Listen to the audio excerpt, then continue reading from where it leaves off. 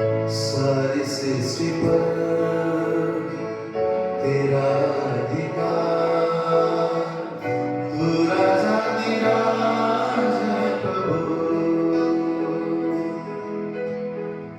तुझसे है जमीन, तुझसे आसमान, जग का तुम्हारे प्रभु। सारे सृष्टि तेरा अधिकार, तू राजाधिराज है प्रभु। तुझसे है जमीन, तुझसे आसमान, जग का तुम्हारे प्रभु। करते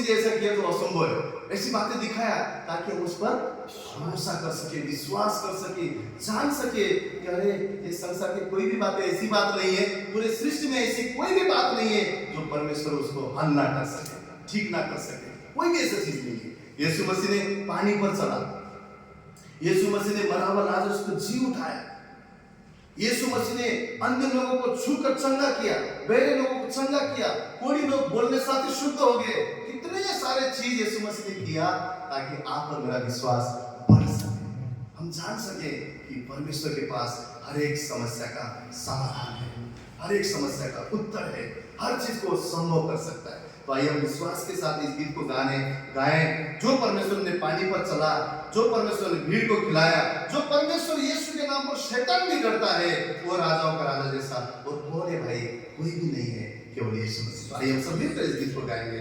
कौन है राजाओं का राजा? कौन है राजाओं का राजा?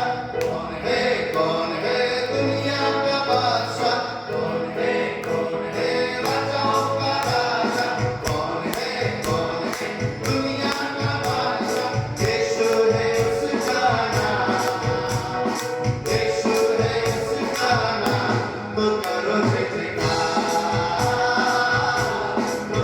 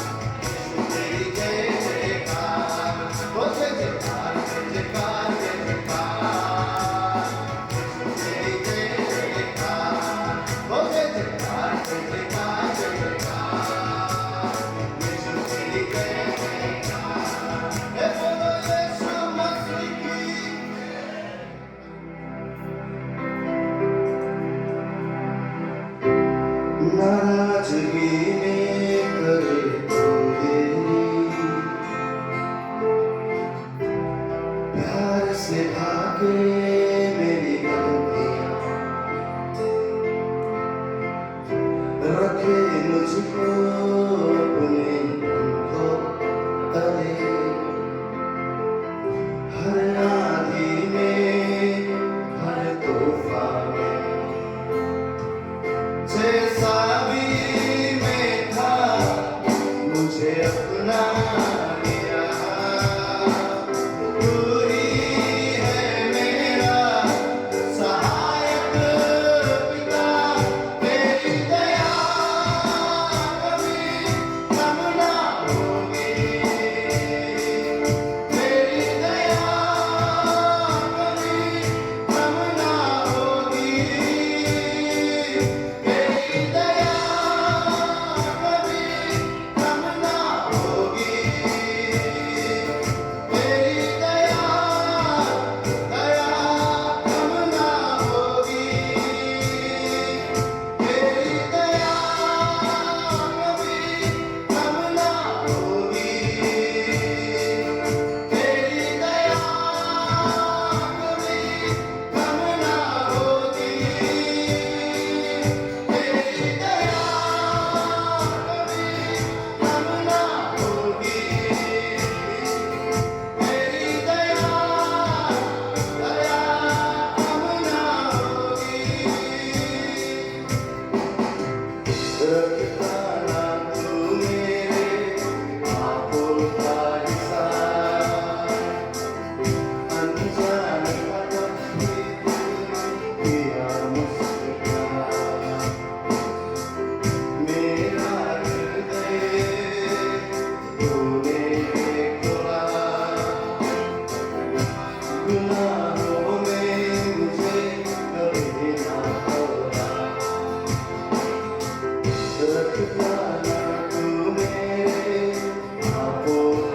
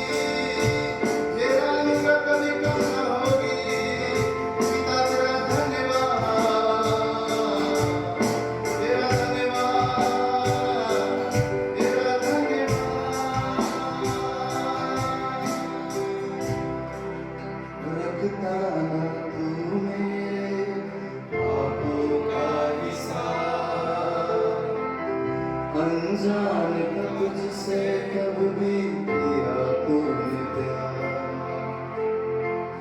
मेरा हृदय तूने है खुदा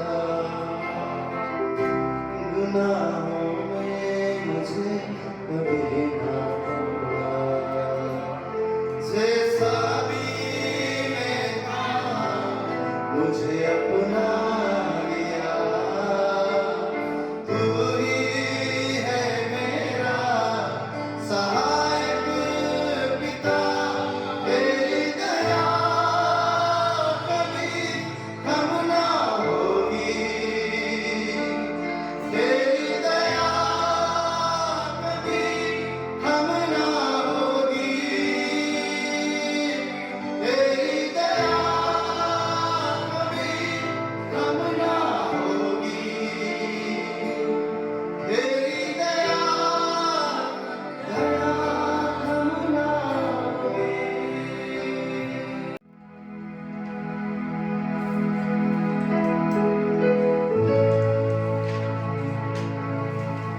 तू ही दया का सागर है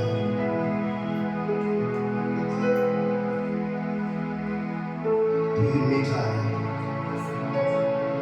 तू सुंदर है तेरे प्रेम ने हमें जीत लिया है प्रभु तेरे अनुग्रह ने हमें बचा दिया है हम तेरा धन्यवाद करते हैं यीशु तेरे नाम में ही उद्धार है यीशु तेरे नाम में ही चंगाई है यीशु तेरे नाम में ही रिहाई है यीशु तेरे नाम में ही जीवन है यीशु तेरे नाम में ही भरपूरी है तेरे नाम में ही शांति है तू आ प्रभु तू आ हमारे जीवन में हमारे बीच में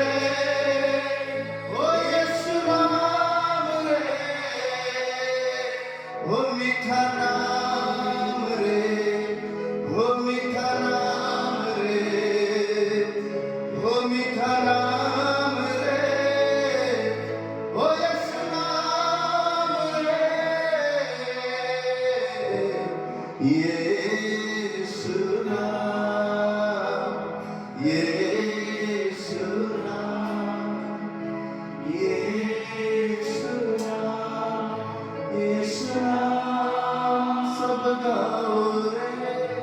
यीशु नाम, यीशु नाम, Lord, thank you, Jesus. यीशु नाम, तू चाहे सब गाओ यीशु नाम, यीशु नाम, तू चाहे प्रभु, यीशु नाम महान है, यीशु नाम, तेरा नाम सबसे पवित्र है। यीशु नाम, यीशु नाम, यीशु नाम, यीशु नाम, यीशु नाम।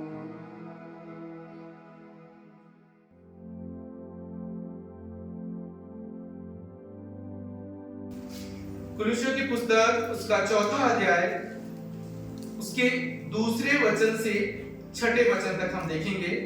यहाँ पर प्रेरित पौलुस कुलुस्सियों की कलीसियाओं को कुछ व्यवहारिक सलाह दे रहे हैं। व्यवहारिक सलाह यहाँ पर लिखा है, ये व्यवहारिक सलाह। व्यवहारिक सलाह क्या होती है? हम जो हर जिंदगी में कुछ व्यवहार करते हैं ना, हमारे इस जीवन में जब हम चलते हैं तो कुछ चीजें हम करते हैं। परमेश्वर पर जब हम विश्वास करते हैं तो हमारे जीवन में क्या होता है? उद्धार आता है, वो परमेश्वर हमारा काम करता है। पर कुछ बातें जब हम परमेश्वर पर विश्वास करते हैं हमें करनी है। यहाँ प्रेरित पौलुस वो बता रहा है, आप वो एक एडवाइस दे रहा है, वो सलाह दे रहा है कुलुस्सियों की कलीसियाओं को कि तुमने यीशु से नया जीवन पाया है, तुमने यीशु पर विश्वास किया है। अगर हम कुलुस्सियों की पुस्तक देखें उसके 2 अध्याय के 6 वचन में वो कहता है उस कलीसिया से, जैसे तुमने मसीह यीशु को प्रभु करके ग्रहण किया है वैसे ही उस पे चलते रहो और उसी में जड़ पकड़ते और बढ़ते जाओ। वो क्या बोल रहा है कि तुमने यीशु को ग्रहण किया है पर अब उसमें तुम्हें चलना है, और सिर्फ चलना नहीं है, जड़ पकड़ना है। और वो कहता है कि अब तुम्हारे जीवन से हमेशा परमेश्वर की महिमा हो। 3 अध्याय के अगर हम 17वें वचन में देखें तो वो कहता है, वचन में या काम में जो कुछ भी करो सब कुछ प्रभु यीशु के नाम से करो और उसके द्वारा पिता का धन्यवाद करो। यहाँ पर प्रेरित पौलुस ये बात इस कलीसिया को बता रहे हैं। आज परमेश्वर मुझसे और आपसे बात कर रहे हैं और यहाँ पर प्रेरित पौलुस क्या बोल रहे हैं? कुछ व्यवहारिक सलाह दे रहे हैं। वो आज हम पढ़ेंगे कुलुस्सियों की जो पुस्तक है उसका 4वां अध्याय और 2 वचन से 6 वचन तक। कोई पढ़ेगा उसे हिंदी में जोर से। प्रार्थना में लगे रहो, प्रार्थना में लगे रहो और धन्यवाद के साथ उसमें जागृत रहो, और इसके साथ ही साथ हमारे लिए भी प्रार्थना करते रहो कि परमेश्वर हमारे लिए वचन सुनने का ऐसा द्वार खोल दे कि हम मसीह के उस भेद का वर्णन कर सके जिसके कारण मैं कैद में हूँ, और उसे ऐसा प्रकट करो जैसा मुझे करना उचित है। अवसर को बहुमूल्य समझकर बाहर वालों के साथ बुद्धिमानी से बर्ताव करो। तुम्हारा वचन सदा अनुग्रह सहित और सोलोहोना हो कि तुम्हें हर मनुष्य को उचित रीति से उत्तर देना आ जाए। धन्यवाद भाई। और ये यहाँ पर 3 बातें प्रेरित पौलुस बता रहे हैं कि ये कुछ सलाह दे रहे हैं। बोल रहे हैं ये बातें हमें करनी है। पहली बात को क्या बोल रहे हैं? प्रार्थना में लगे रहो और धन्यवाद के साथ इसमें जागृत रहो। हमें प्रार्थना करनी है, वो भी धन्यवाद का जागते हुए प्रार्थना करनी है। वो कह रहा है जागते हुए तुम्हें प्रार्थना करनी है। जो तुम कर रहे हो तुम्हें मालूम हो तुम क्या कर रहे हो और इन प्रार्थनाओं में कितनी शक्ति है। वो कह रहा है मेरे लिए भी, वो कह रहा है परमेश्वर का द्वार खुल सकता है, आपके जीवन में परमेश्वर का द्वार खुल सकता है। और दूसरी बात को यहाँ पर बता रहा है कि जो अवसर परमेश्वर ने तुम्हें जीवन दिया है इसको बहुमूल्य समझकर बाहर वालों के साथ बुद्धिमानी से व्यवहार करो। और तीसरी बात बोल रहा है तुम्हारा वचन सदा अनुग्रह सहित सलोना हो कि तुम्हें हर मनुष्य को उचित रीति से उत्तर देना आना चाहिए। 3 बातें यहाँ प्रेरित पौलुस सिखा रहे हैं और आज इन 3 बातों से हम सीखेंगे कि परमेश्वर क्या चाहते हैं, कैसे जो ये परमेश्वर ने हमें जीवन दिया है ये खूबसूरत जीवन दिया, ये भरपूरी का जीवन दिया, और परमेश्वर कह रहे हैं इसमें तुम जड़ पकड़ो, इसमें तुम मजबूत हो, अब तुम मेरे पीछे चलो। हम सबको परमेश्वर ने एक अद्भुत जीवन दिया है कि नहीं दिया है? परमेश्वर ने हमें एक जीवन दिया है, और परमेश्वर चाहते हैं ये जीवन हमारा व्यर्थ नहीं जाना चाहिए, क्योंकि ये एक बार जीवन मिला है, ये बार बार जीवन नहीं मिलेगा। कभी कभी में लगता है कि अरे अभी मैं ये काम कर लेता हूँ, ये कामों के लिए आगे समय फिर मिलेगा, मैं कर लूंगा। मैं आपसे कहता हूँ जो परमेश्वर ने आज दिया है ना, जब समय आपको काम करने के लिए, इस काम के लिए आज अनुग्रह भी दिया है, पर अगर आप इसे आज छोड़ देंगे ना, आने वाले समय पे हो सकता है आपको काम करें पर उसमें आशीष ना मिले, क्योंकि उस वक्त वो अनुग्रह नहीं होगा उस काम से। क्योंकि परमेश्वर कह रहा है आज मैंने तुम्हें यहाँ रखा है, तुम्हारा एक कारण है, तुम्हारी एक योजना है, और उस वक्त के लिए परमेश्वर हमारे जीवन में अनुग्रह देता है, हमें सामर्थ्य देता है कि उस परिस्थितियों में हम जय पाकर आगे बढ़ सके। इसलिए परमेश्वर कहता है कि इस समय ये जो जीवन दिया है, यहाँ पर क्या बोल रहा है, इसको तुम बहुमूल्य समझकर बुद्धिमानी के साथ चलो, बुद्धिमान बनना है हमें। बाइबल में बुद्धिमान की बात आती है, वाइज मैन की, तो हम एक बचपन से सुनते आते हैं, वो वाइज मैन थे। कौन थे वाइज मैन? जब उन्हें यीशु के बारे में पता चला, वाइज मैन की स्टोरी जो संडे स्कूल में थे उनको पता हुई होगी, वहां क्या बोलते हैं वाइज मैन के बारे में, क्या पता है हमें? एक बुद्धिमान लोग थे, बहुत ही ज्ञानी। जब उनको पता लगता है यीशु का जन्म हुआ और वो एक तारा उन्हें दिखाई देता है, वो तारे को फॉलो करना शुरू कर देते हैं, और कहां पहुंच जाते हैं? यीशु के पास। बहुत से लोगों को वो तारा दिखाई दिया होगा मुझे लग रहा है, पर वो जो बुद्धिमान थे ना, उसके पीछे चले और कहां पहुंच गए? यीशु के पास पहुंचे। और अगर हम मत्ती की पुस्तक में, आपको खोलिए मत, उसमें ना अगर हम देखें दूसरे अध्याय के 10वें वचन में वहां लिखा है, जब वो यीशु के पास पहुंचे वो आनंदित हो गए, उन्होंने उसे प्रणाम किया, वो वहां दंडवत हो गए और उन्होंने भेंटें चढ़ाई। ये बुद्धिमान लोग कहते हैं। आज परमेश्वर मुझसे आपसे कह रहे हैं बुद्धिमान हो जाओ, ताकि मैं तुम्हें मिल सकूं, मैं तुम्हारे जीवन में उन आशीषों को ला सकूं। परमेश्वर शुरू से चाहता है हमारे जीवन में बरकत, हमारे जीवन में आशीष। अगर हम देखें पुराने नियम में, जब परमेश्वर ने इजरायलियों को मिस्र से निकाला, उन्होंने क्या वो वायदा किया, मैं तुम्हें प्रतिज्ञा के देश में लेकर जाऊंगा। पर क्या हुआ? परमेश्वर वहां से उन्हें निकाल कर लाया, और पर वो क्या करते रहे? वो वहां घूमते रहे और वहां नहीं पहुंच सके। क्यों नहीं पहुंच सके? परमेश्वर ने आज जो हमारे साथ किया है वो शुरुआत से वैसे ही करता है। ऐसा नहीं कि यीशु मसीह आ जाए, उस वक्त भी परमेश्वर ने हमारे लिए आशीषें रखी थी। परमेश्वर ने क्या बोला था? अब्राहम की सारी आशीषें मेरे लोगों के लिए। परमेश्वर ने बोला था ना कि अब्राहम की सारी आशीषें ये अपने आप हमें मिली हैं। ये परमेश्वर पे जब यीशु पे हम विश्वास करते हैं ना, ये आशीषें अपने आप हम इसके वारिस हो जाते हैं। ये कुछ चीजें परमेश्वर ने हमारे जीवन में दी हैं, और यही बात जब परमेश्वर ने इजराइलियों को मिस्र से निकाला, उन्होंने किसको भेजा? मूसा को भेजा कि इनको यहाँ से निकाल कर ला गुलामी से। और यही काम यीशु मसीह ने किया। जब हम पाप में थे तो हमें उस पाप की गुलामी से निकालने के लिए परमेश्वर ने यीशु मसीह को भेजा। पुराने नियम में भी मूसा को भेजा, नए नियम में यीशु मसीह को भेजा। अगर हम देखें तो वहां से उनको दासत्व से निकालना था और हमें पाप की गुलामी से निकालना। और क्या हुआ? परमेश्वर उन्हें निकाल कर लाया, और लिखा है 11 दिन की यात्रा थी। बाइबल में लिखा है, अगर हम देखें ना व्यवस्था विवरण, उसके पहले अध्याय में लिखा है कि वो 11 दिन की यात्रा थी। जो होरे पर्वत से वहां तक पहुंचने के लिए 11 दिन की यात्रा, 40 साल लगे। 40 साल। परमेश्वर ने कहा था कि मेरी सुनोगे ना तो वहां पहुंच जाओ। प्रॉब्लम वहां कुछ नहीं थी। 11 दिन की यात्रा को 40 साल लगे। बीच में एक निर्जन प्रदेश आता, निर्जन प्रदेश। हम सबके जीवन में भी एक ऐसा दौर आता है ना, तो हमें लगता है कि अब हमें कुछ समझ नहीं आता, अब कैसे यहाँ से बाहर निकले, कि बीमारी ने घेर लिया, बीमारी से कैसे बाहर निकले, इस गरीबी ने घेर लिया, इस गरीबी से कैसे बाहर निकले, इन मुश्किलों ने घेर लिया, इनसे कैसे बाहर निकले। पर मैं कहता हूं कि क्या वो जो वहां से वो निकल कर आए, परमेश्वर ने 11 दिन की यात्रा थी, 40 साल लगा दिए। और वो क्या बोलते हैं, उस भूमि से हम निकलते हैं कि अब हम कैसे वहां तक पहुंचे, क्योंकि वहां पर क्या है, वहां पर रास्ते में और इतने बड़े दानव हैं, वहां हित्ती हैं, वहां ये है, वहां वो है। आज हमारे जीवन में भी जब हम आगे बढ़ते हैं, कई बार हम बोलते हैं प्रभु मैं जिस अतीत से आया हूं, मैं इससे आगे नहीं बढ़ सकता, मैं जिस हालात में, जिस गरीबी में हूं, यहाँ से आगे नहीं बढ़ सकता। जो प्रॉब्लम वहां मिस्रियों के साथ जब निकाल के लाया ना परमेश्वर इजराइलियों को, वहां पर जब इजराइलियों को मिस्र से निकाल कर लाया, और वहां क्या हुआ, जब परमेश्वर लेकर जाना चाहता है कनान देश पर वहां पर बीच में वहां क्या हुआ, उस यात्रा में एक निर्जन एक प्रदेश आया, और वहां पर उन्होंने सिर्फ चीजों को देखा, ये मुश्किलें हमारे सामने है, पर क्या सच में उन मुश्किलों के कारण वो कनान देश नहीं पहुंच पाए? एक मैं सवाल आपसे पूछता हूँ, क्या वही थे वो मुश्किलें थी? परमेश्वर कहता है मैं तुम्हारे साथ हूं। अगर परमेश्वर उनके साथ था तो क्या मुश्किलें बड़ी थी? क्या परमेश्वर उनसे जय नहीं दिलवा पाता? परमेश्वर तो कह रहा था मैं तुम्हारे साथ चलता हूं। वो चल रहा था, उनके संग संग चल रहा था, उनकी अगुवाई कर रहा था। फिर क्यों वो नहीं पहुंच पाए? क्योंकि उन्होंने परमेश्वर की नहीं सुनी, उन्होंने अपनी मर्जी की। आज भी हम उन आशीषों तक नहीं पहुंच पाते। समस्याएं हमारा अतीत नहीं है, समस्याएं हमारी गरीबी नहीं है, समस्याएं हमारी बीमारी नहीं है। ये ऐसे दानव नहीं है।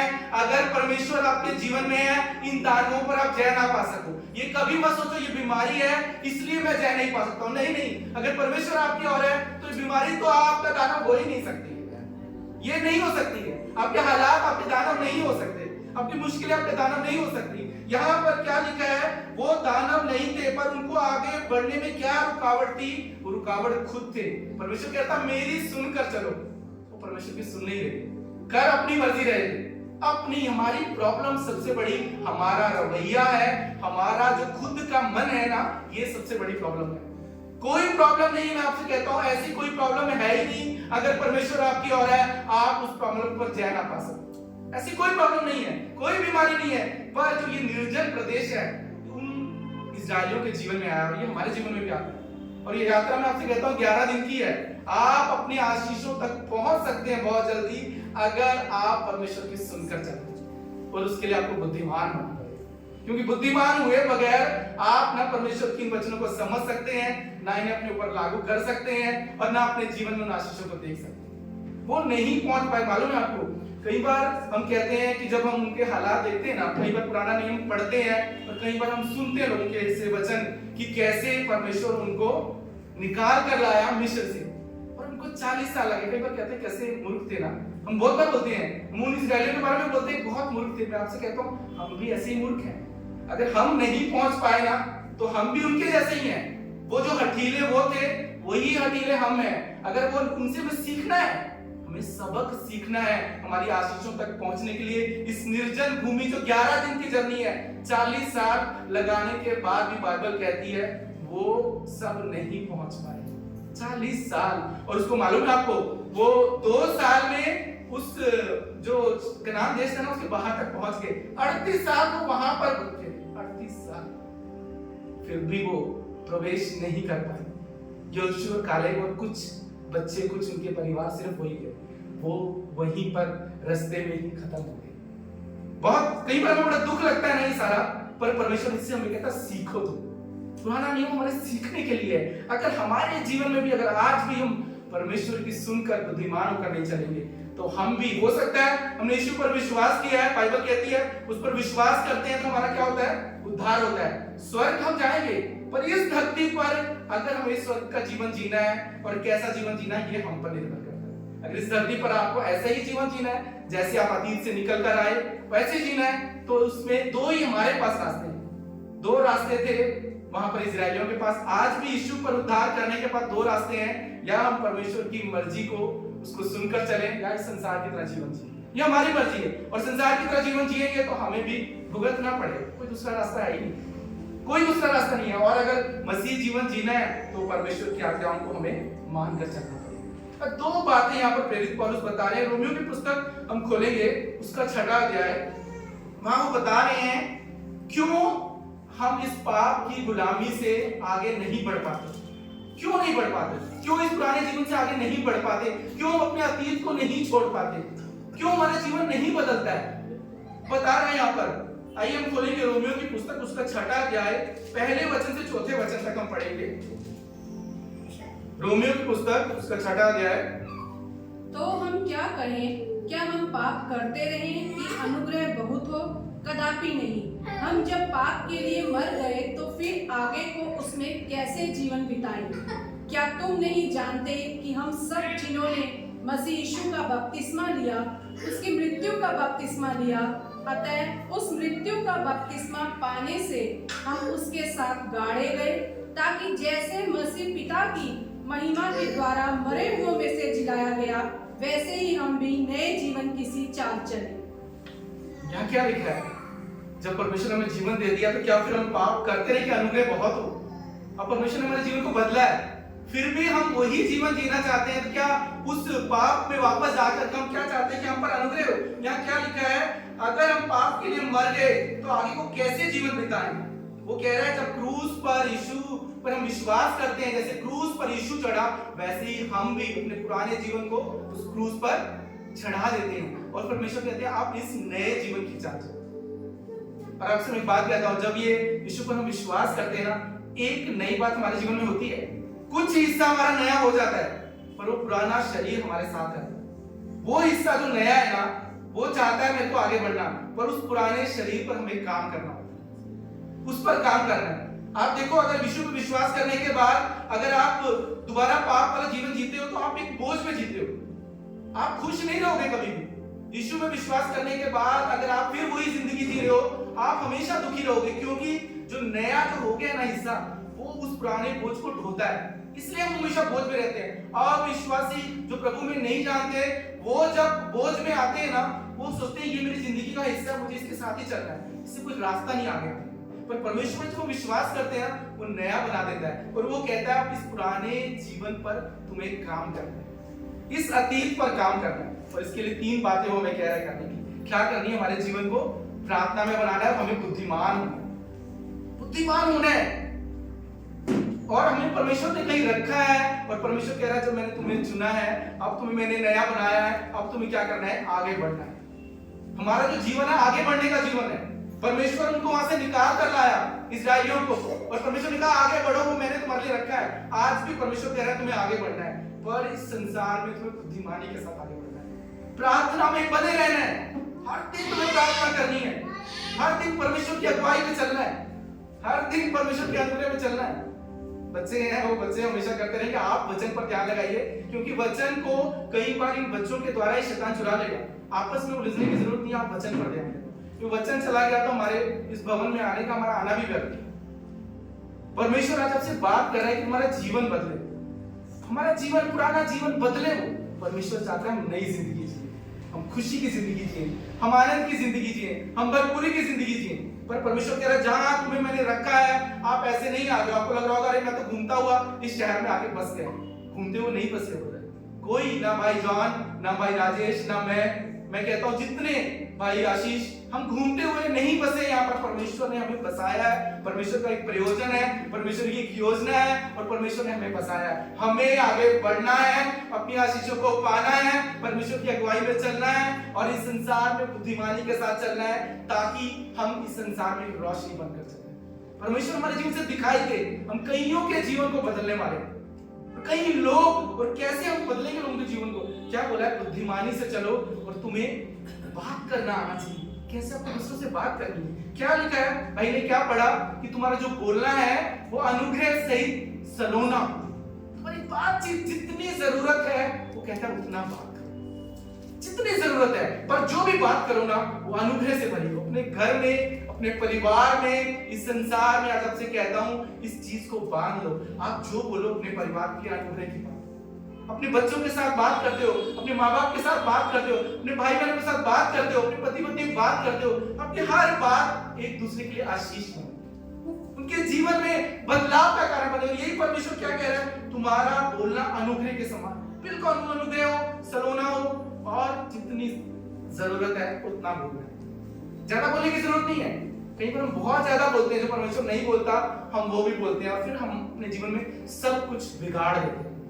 जो ये जीभ है ना, इसमें कोई हड्डी नहीं होती और ये बहुत बोलती है, और बाइबल कहती है जिसने इस पर नियंत्रण कर लिया उसने जीवन पर नियंत्रण कर लिया। मालूम ना? आइए मैं एक वचन आपको दिखाऊंगा।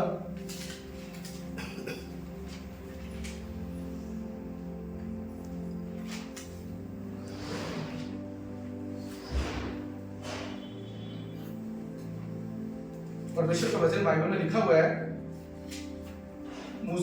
भजन संहिता 90:12 खोलिए मेरे साथ।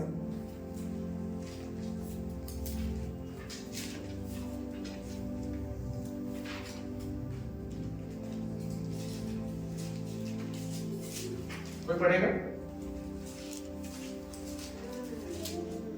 जब मूसा एक प्रार्थना कर रहा है, भजन संहिता हम कई बार सोचते हैं सारी दाऊद ने लिखी है, पर यहाँ मूसा की एक प्रार्थना है, वो कहते हैं हमको अपने दिन गिनने की समझ दे कि हम बुद्धिमान हो जाए। क्या बोल रहे हैं? हमको अपने दिन गिनने की समझ दे कि हम बुद्धिमान हो जाए। ये जो समय परमेश्वर ने दिया ना, ये बहुत बहुमूल्य समय है। याकूब 3:2 में लिखा है कि कई बार हम चूक जाते हैं और जो कोई वचन में नहीं चूकता वही सिद्ध मनुष्य है और सारी देह पर लगाम लगा सकता है। हम परमेश्वर नहीं चाहता कि हम चूके इस जीवन से। बाइबल में एक औरत है एस्तर करके, जानते हैं उसको परमेश्वर ने ना उसकी शादी करवाई। वो एक आम स्त्री, उसके माँ बाप नहीं थे, एक भाई था उसका, चचेरा भाई, वो उसको पालता है और उसकी एक राजा से शादी हुई थी। यहूदी थी वो, यहूदी स्त्री एक राजा से शादी होती है, शेयर्स करके राजा है, उससे शादी हो जाती है। और शादी के बाद क्या होता है, उसे पता चलता है ये राजा ही यहूदी जाति को किसी के कहने पर वो वहां पर उसको नाश कर देते हैं। और उसका जो भाई है ना उसे बोलता है कि तुझे यहाँ पर परमेश्वर ने रखा है, उसका एक कारण है, ये राजपद तुझे एक कारण से मिला है। हमें ये जो परमेश्वर ने जीवन दिया है इसके पीछे एक कारण है। परमेश्वर कहता है उसको, वो क्या बोलती है, अगर तू आज आगे नहीं बढ़ेगी परमेश्वर किसी और को चुन लेगा। तो वो क्या बोलती है, मैं जाऊंगी। बाइबल में लिखा हुआ कहती है मैं नष्ट हो जाऊं तो भी मैं आगे जाऊंगी और अपनी जाति को बचाऊंगी। और वहां पर बाइबल में लिखा है उसने क्या किया, उसने उपवास और प्रार्थना की, परमेश्वर के चरणों में आई और राजा के पास चली और उसको बोला, उसने जाकर और उसने एक निश्चय कर लिया, उस राजपद का मैं उपयोग करूंगी, मैं आगे बढ़ूंगी और चाहे मैं नष्ट हो जाऊं। बाइबल कहती है पूरी यहूदी जाति बच गई, पूरी यहूदी जाति बच गई। क्यों? क्योंकि परमेश्वर का जो उसने वहां परमेश्वर ने उसको पोजीशन दी थी, जो जगह दी थी, उसने उसका क्या किया, उसका उपयोग किया और वो पहुंच गई। आज परमेश्वर मुझे और आपको, आज आपको परमेश्वर भवन में लेकर आया। परमेश्वर बड़ी आज आपसे बात कर रहा है, ये बहुत ही गंभीर बात है। जब इस बच्चे को तैयार कर रहा था, परमेश्वर मुझसे बात कर रहा था कि मैंने तुम्हें रखा है, उसके पीछे एक कारण है। कुछ मत देखो अपने हालात, अपनी परिस्थितियां, परमेश्वर ने तुम्हें आशीष के लिए बुलाया है। परमेश्वर कह रहा है मैंने तुम्हारे लिए आशीष रखी है, तुम्हें आगे बढ़ना है और मैं तुम्हारे साथ हूं। कोई दानव, कोई हालात, कोई बीमारी, कोई तकलीफ आपको उस आशीषों तक जाने के लिए रोक नहीं सकती। सिर्फ आपको निश्चय लेना है कि मुझको आगे बढ़ना है, मुझे परमेश्वर की अगुवाई में आगे बढ़ना है, मुझे बुद्धिमानी के साथ आगे बढ़ना है। और प्रभु तू मेरी अगुवाई कर कि मुझे कहां पर क्या बोलना है, तू मुझे सिखा। ये 3 चीजें हमें अपने जीवन में करनी है।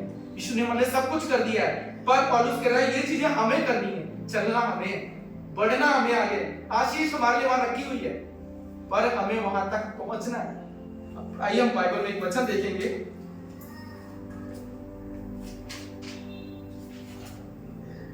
रोमियो की पुस्तक उसका 13वां अध्याय 11वें वचन से 14वें वचन तक हम देखेंगे। समय को पहचान कर ऐसा ही करो, इसलिए कि अब तुम्हारे लिए नींद से जाग उठने की घड़ी आ पहुंची है। क्योंकि जिस समय हमने विश्वास किया था उस समय के विचार से अब हमारा उद्धार निकट है। रात बहुत बीत गई है और दिन निकलने पर है, इसलिए हम अंधकार के कामों को त्याग कर ज्योति के अधिक हथियार बांध ले। जैसा दिन को शोभा देता है वैसा ही हम सीधी चाल चले, ना कि लीला क्रीड़ा और पियक्कड़पन में, ना व्यभिचार और लुचपन में, और ना झगड़े और डाह में, वरन प्रभु यीशु मसीह को पहन लो और शरीर की अभिलाषाओं को पूरा करने का उपाय ना करो। यहाँ पे पौलुस क्या बोल रहे हैं, समय को पहचान कर तुम्हारी नींद से जागो। परमेश्वर कह रहा है जागो। हम आज भी उस पुराने जीवन में उलझे हुए हैं। परमेश्वर कह रहा है जागो, अब तुम्हें जागने का समय है, क्योंकि उद्धार का समय निकट है। जिस संसार में हम रहते हैं ना, इस संसार क्लेश से भरा हुआ है और शांति से भरा हुआ है। हर जगह आप जाएंगे लोग दुख में और परेशानी में हैं, उनके पास कोई रास्ता नहीं है। परमेश्वर कह रहा है जागो, मैंने तुम्हें जीवन दिया है, ये आशीषें दी हैं। आप ये संसार क्या बोल रहा है, ये पुराने जीवन से, जिस भी जीवन में लड़ाइयां हैं, झगड़े हैं, विचार है, जलन है, वो कह रहा है इस शरीर की अभिलाषाओं को निकाल कर अब यीशु को पहन लो। अब तुम्हारे जाग उठने की घड़ी आ गई है। इस पुराने जीवन को छोड़ो, इस शरीर को छोड़ो। आज भी हम कितना समय अपने जीवन का व्यर्थ गवा रहे हैं। मैं आपसे कहता हूँ समय कभी वापस नहीं आएगा आपके जीवन। कितना टाइम अगर हम देखें हमारे पास है परमेश्वर के कार्य करने के लिए, परमेश्वर की उपस्थिति में बैठने के लिए, प्रार्थना में बैठने के लिए, पर कितना समय हमारा वेस्ट हो रहा है। आज हमें ये चेक करने की जरूरत है कितना समय हम, सबसे बड़ा हमारा मोबाइल वेस्ट करता है, कितना समय हम सोने में वेस्ट करते हैं, कितना समय हम व्यर्थ की बातों में वेस्ट करते हैं। परमेश्वर कह रहे हैं, पौलुस कह रहा है, जागो क्योंकि उद्धार का समय निकट है, परमेश्वर आने वाला है। तब तुम्हें वो देखेगा, पूछेगा। मैंने तुम्हें, बाइबल कहती है, हर एक हमारे समय का वो हमसे हिसाब लेगा, इतने समय का हिसाब लेगा। मैंने तुम्हें रखा, मैंने तुम्हें बनाया। वहां क्या बोलता है, एस्तर अगर तू नहीं बोली आज तो मैं किसी और को खड़ा करूंगा, पर तुझे भी जवाब देना पड़ेगा। जवाब हमें भी देना है, मुझे देना है, हम सबको देना है। परमेश्वर कह रहे हैं यहाँ पर, जागो, बुद्धिमान होकर चलो। ये जीवन मैंने तुम्हें दिया है, मैंने तुम्हें आशीषें दी हैं। 40 साल 11 दिन की यात्रा को, बीच में निर्जन प्रदेश, सब कुछ सूखा था। 11 दिन में वो खत्म हो सकता था, 40 साल में भी वो खत्म नहीं हुआ। आज भी यही होगा अगर हम, परमेश्वर का वचन आता है, पवित्र आत्मा की अगुवाई में नहीं चलते। मैं आपसे कहता हूँ 11 दिन की ये आपकी मुश्किलें हैं, 40 साल भी लग सकते हैं, हो सकता है आपके जीवन के अंत तक ये मुश्किलें ना जाएं अगर आप परमेश्वर को नहीं सुने। आज परमेश्वर कह रहे बुद्धिमान होकर चलो, हमें वाइज मैन बनना है, बुद्धिमान बनना है, आगे बढ़ना है। मैं आपसे कहता हूँ आप आगे बढ़ोगे ना, कोई आपको रोक नहीं सकता, क्योंकि वो परमेश्वर आपके साथ है। कोई दानव नहीं रोक सकता, कोई बीमारी नहीं रोक सकती, कोई हालात नहीं रोक सकते, कोई परिस्थिति नहीं रोक सकती, कोई चीज नहीं रोक सकती आपके जीवन में। सिर्फ आप ही हैं रुकावट, और कोई रुकावट नहीं। और क्या रुकावट है? हमारा पुराना, हमारा स्वभाव, हमारे जीवन का शरीर है, वो रुकावट है। यहाँ क्या प्रेरित पौलुस बोल रहे हैं, शरीर की अभिलाषाओं को पूरा करने का उपाय मत करो, मत करो। और मैं आपसे कहता हूं, ये जो शरीर की अभिलाषा है ना, इसका आत्मिक जगत में कोई मूल्य नहीं है, इसकी कोई कीमत नहीं है। ये सिर्फ शरीर की अभिलाषाएं पूरी होती हैं, आत्मिक जगत में इसकी इतनी भी कीमत नहीं है, कुछ कीमत नहीं। आप कितनी भी अपने जीवन में शरीर की अभिलाषाओं को पूरा कर लें, एक दिन सब मिट जाएगा और वहां पर उसकी जवाबदेही में जीरो है। कुछ भी आपका, हर एक हिसाब का, कोई भी परमेश्वर के लेखे में कुछ भी लिखा नहीं जाएगा, क्योंकि परमेश्वर ने मुझे और आपको बनाया है, परमेश्वर की योजना है, प्रभु का प्रयोजन। इफिसियों 4:10 में लिखा है, क्योंकि हम उसके बनाए हुए हैं और मसीह यीशु में उन भले कामों के लिए सिरजे गए हैं जिन्हें परमेश्वर ने पहले से हमारे करने के लिए तैयार किया। परमेश्वर ने हमें भले कामों के लिए बनाया। और बाइबल में लिखा है गलातियों 6:10 में, जहां तक अवसर मिले सबके साथ भलाई करो। हम भलाई करने के लिए बनाए गए, हमें परमेश्वर ने रचा है कि हम उसके स्वरूप में चले। परमेश्वर ने बनाया है उसका चरित्र हमारे अंदर आने पाए। जानते हो ये 3 गुण जो मैंने बताए ना, ये 3 बातें पौलुस कह रहा है, ये तीनों हमारे प्रभु यीशु मसीह में थी। प्रभु यीशु मसीह का हमेशा जीवन प्रार्थना में जीवन था, ये कहीं और से नहीं लेकर आया प्रेरित पौलुस, और वो हमेशा बुद्धिमानी के साथ चलते थे। हमेशा जहां जिससे जितनी बात करनी है उतनी बात करते थे, जितना जिससे जरूरत है उतनी बात करते थे। और उनकी बातचीत हमेशा क्या थी? अनुग्रह से भरी हुई थी। हमेशा लोग अचंभित होते थे कि ये कैसे से बातें करता है, कैसे इसमें इतना तरस का हृदय है। आज परमेश्वर वही तरस का हृदय हमारे अंदर चाहता है कि जब हम दूसरों को देखें ना, तो उसी तरस के हृदय से देखें। वो गलत है, वो सही है, वो हमारा काम नहीं है। यीशु ने कभी नहीं देखा हमारे जीवन में हम गलत हैं कि हम सही हैं, पर उसने सदा हम पर अनुग्रह किया, और वही अनुग्रह को हमें दूसरों पर करना है, वही तरस दूसरों को दिखाना है। वो गलत है, वो सही है, उसके लिए अगर हमारे जीवन को परमेश्वर जांचता तो कभी भी हम पर तो अनुग्रह होता ही नहीं, कभी परमेश्वर का तरस आता ही नहीं। वही परमेश्वर चाहता है बुद्धिमान होकर लोगों से बात करो, लोगों से जब बात करो तो उनके जीवन के लिए आशीष बनो, प्रभाव डालो। ये जो वचन लिखा है, अगर इसको हम इंग्लिश में देखें ना, इंग्लिश में लिखा है, ये जो इफिसियों हमने आज पढ़ा, आखिरी चीज, कुलिस्सियों की पुस्तक उसका 4 अध्याय का 6वां वचन जो हमने पढ़ा ना, कि तुम्हारा वचन सदा अनुग्रह सहित सलोना हो कि तुम्हें हर मनुष्य को उचित रीति से उत्तर देना आना चाहिए। इंग्लिश में लिखा है, let your speech be always with grace and seasoned with salt लिखा है। मतलब जैसे नमक स्वाद बढ़ाता है ना, तुम्हारी बातचीत ऐसी हो, जब जिससे बात करो ना उनके जीवन में स्वाद बढ़ा। और नमक का एक बहुत बड़ा गुण है, आपको मालूम है, बहुत सारे लोग नमक कोई अचार में डालता है, अचार में डालते तो बोलते हैं वो सालों नमक अचार खराब नहीं होता। नमक भी गुण है, वो जहां डालोगे प्रिजर्व करता है। आप जब लोगों के जीवन में जुड़ो ना, तो सालों तक प्रभाव डालो, सालों तक उनके जीवन को बदलो। जब लोग एक बार आपसे मिल लेना तो बोले, अरे मैं अब इनके साथ जुड़ के रहूंगा, इनसे मुझे सीखने को मिला, और आपका ऐसा प्रभाव हो कि वो सालों तक उनके जीवन में हमेशा अच्छी बातें जुड़ती जाए। ये परमेश्वर मुझसे और आपसे चाहता है कि हमारी बातचीत सलोनी, हम कैसे बात करते हैं, अच्छा हमें ये जांचने की जरूरत है। और सबसे पहले हमें जांचना है अपने घर में, कि हम अपने घर में हमारी बातचीत क्या अनुग्रह से भरी है। अपनी पत्नी से कैसे बात करते हैं, अपने बच्चों से कैसे बात करते हैं, क्योंकि अगर घर में नहीं है प्रेम, घर में नहीं है अनुग्रह, घर में हमें बातचीत नहीं है, नियंत्रण नहीं है, ये जुबान चल रही है सिर्फ। क्या लिखा है? जिसने इस पर कंट्रोल पा लिया ना, उसने सारे शरीर पर लगा लिया। आज हमारी समस्या है, कोई और आपके हमारे हालात परिस्थिति नहीं है, कहीं ना कहीं हम हैं, हमारी जबान है कि जबान इतना बोलती है और उसमें 90% बुराई बोलती है। हमें बुद्धिमानी से चलना है, कितनी जरूरत है उतना बोलो ना। कितनी जल्दी हम एक दूसरे को रिप्लाई देते हैं। परमेश्वर तो कभी बहुत ही सोच के कितना वहां पर बोलते थे, सदूकी फरीसी कितने लोगों ने बोला, जब जरूरत थी यीशु ने जवाब दिया, जब जरूरत नहीं थी वो कुछ भी नहीं बोले, निकल गए वहां से। वो परमेश्वर हमें ये गुण चाहते हैं कि हम बुद्धिमान इस संसार में हम प्रार्थना में जीवन बिताएं, ताकि उसकी इच्छा को समझ सके, ताकि ये जो मुश्किल दौर आपके जीवन का है ना, ये सिर्फ 11 दिन का हो, 40 साल का मत बनाइए। उसके बाद भी आप पहुंचेंगे कि नहीं पहुंचेंगे वो आप पे निर्भर है। उसके बाद भी अगर आपको दानव दिख रहे हैं, उसके बाद भी आपको गरीबी दिख रही है, पर समस्या ना गरीबी है, ना समस्या बीमारी है, इनका इलाज है, क्योंकि अगर यीशु आपके साथ है ये सारी चीजें आपके जीवन से चली जाएंगी। पर समस्या, सबसे बड़ा दानव कौन है? वो हम खुद हैं। हमारा रवैया है, हमारा पुराना जीवन है, हमारा स्वभाव है जो बदलता ही नहीं। और परमेश्वर कह रहे हैं उसके लिए 3 रास्ते हैं, तुम्हें चलना होगा इस रास्ते पे बुद्धिमानी के साथ, वचन को पकड़ के चलना है, पवित्र आत्मा के अगुवाई में चलना है, प्रभु के मार्गदर्शन में चलना है। प्रार्थना में तुम्हारा जीवन हो, हर चीज प्रार्थना में रखिए। मैं आपसे कहता हूं परमेश्वर आपसे बात करेगा, हर चीज का वो आपको उत्तर देगा। प्रार्थना का मतलब ये भी नहीं है कि हम ही प्रभु से बोले जा रहे हैं। मैं आपसे कहता हूं आप जब निरंतर प्रार्थना करते जाएंगे, एक समय आएगा परमेश्वर आपसे बात करना शुरू करेगा। प्रार्थना परमेश्वर बात करेगा, प्रार्थना अगुवाई करेगा, आपको मार्गदर्शन करेगा, बस सब कुछ बदल जाएगा। परमेश्वर हमें बदलना चाहता है, परमेश्वर हमें नया बनाना चाहता है। पर वो क्या चाहता है? वो कह रहा है तुम्हारा वचन सदा अनुग्रह से सलोना हो, कि तुम्हें हर मनुष्य को उचित रीति से उत्तर देना आना चाहिए। एक कहानी मैं आपको छोटी सी सुनाता हूँ। मैं एक जगह कहीं पढ़ रहा था, एक स्त्री होती है, बहुत ही बदसूरत, बहुत ही अजीब सा उसका शरीर होता है, और एक राजा के वो महल में काम करती है।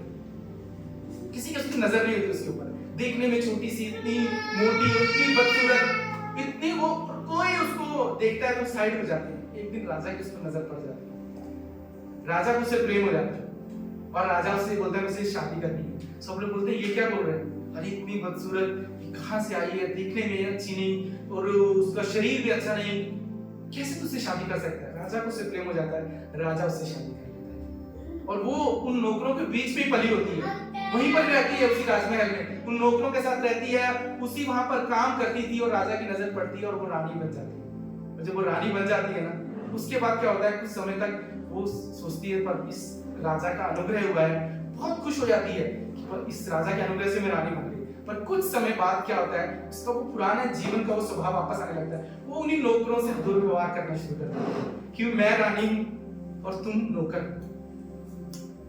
एक दिन राजा उससे पूछता है, ये जो आज तू इस पद पर बैठी है, ये तो मेरा अनुग्रह है। हाँ, हम सब भी ऐसे ही हैं। हमें जो परमेश्वर हमारे जीवन को बदल देता है ना, हम सोचते हैं ये जो हम आज है ना, अपने हमारे बलबूते पे हम लोग आज हम जो कुछ है उस खुदा के अनुग्रह से हमारा जीवन बदला है। परमेश्वर हम जैसे सब वो हम कैसे बदसूरत स्त्री की तरह थे, उस यीशु को हमसे प्रेम हो गया और उसने हमें चुन लिया, और आज वो चाहता है कि अब हम उसकी अगुवाई में चलें। वो कहता है कि मैंने तुम्हारे लिए कनान देश रखा है। अब्राहम से उसने कहा मैं तुझे आशीष दूंगा और तू दूसरों के लिए आशीष दूंगा। आज परमेश्वर हमसे चाहता है, जब उसने हमें चुना है ना, इस पुराने स्वभाव को छोड़ दे, पुराने जीवन को छोड़ दे। हम फिर वहां जब परमेश्वर अपने साथ बिठाता है ना, तो हम वो अनुग्रह तरस का हृदय लेकर लोगों के साथ व्यवहार करें, ताकि वो हमारी जिंदगी से बहुतों का जीवन बदल पाए, ताकि परमेश्वर का राज्य बढ़े। परमेश्वर यही मुझसे और आपसे चाहता है। आज परमेश्वर के वचन के द्वारा प्रभु यही मुझसे और आपसे बात कर रहे हैं कि मैंने इस धरती पे तुम्हें चुना है, अब तुम मेरे सच्चे गवाह हो। हम दूसरों की गवाहियां बहुत बार सुनते हैं, पर परमेश्वर चाहता है आपके सबके जीवन में एक गवाही हो और आप अपनी गवाही दूसरों को बताएं और बहुतों का जीवन बदले। आज कितने लोग चाहते हैं कि मेरे जीवन में मैं गवाह बनना चाहता हूं, मेरा जीवन बदले, मैं जब लोगों को बताऊं कि इस परमेश्वर ने मेरा जीवन बदला है। वो परमेश्वर हमारे जीवन में करना चाहता है, तो उसके लिए हमें अपने जीवन को प्रभु के हाथ में सौंपना होगा, हमें पवित्र आत्मा की अगुवाई में चलना होगा, हमारे जीवन प्रार्थना में जीवन में बनाना होगा, हमें बुद्धिमानी के साथ चलना होगा। ये एक जीवन मिला है आपको, व्यर्थ मत गवाइए। और मैं आपसे कहता हूं, आज प्रभु ने आपको अनुग्रह दिया है ना आगे बढ़ने के लिए, तो आज के लिए दिया है। अगर आप बोलोगे आज मैं अपनी जिंदगी में संसार में मस्ती में करूंगा, मैं 10 साल के बाद प्रभु का काम करूंगा, आपसे कहता हूं उस 10 साल के बाद आपके ऊपर वो अनुग्रह होगा ही। आप अपनी मेहनत से आगे बढ़ोगे पर वहां तक नहीं पहुंच पाओगे। आप कैसे आगे बढ़ना चाहते हो? प्रभु के अनुग्रह से, या फिर धक्के खाकर 11 दिन की यात्रा को 40 साल बनाकर उसके बाद भी जीवन नहीं बदला? वो परमेश्वर हमारा जीवन बदलने आया है। वो चाहता है कि जो इजराइलियों ने किया वो हम ना करें। वो कहता है उनसे सीखो।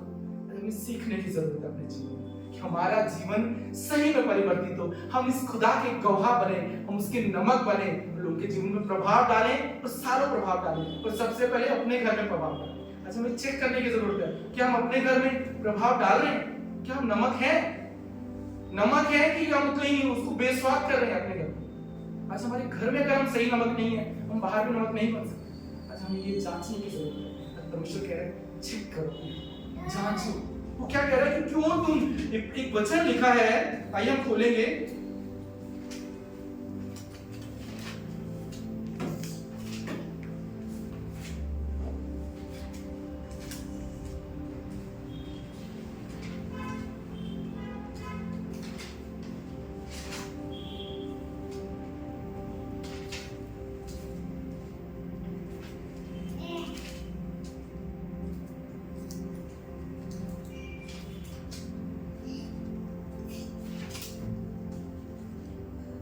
लूका की पुस्तक खोलिए, उसका 4वां अध्याय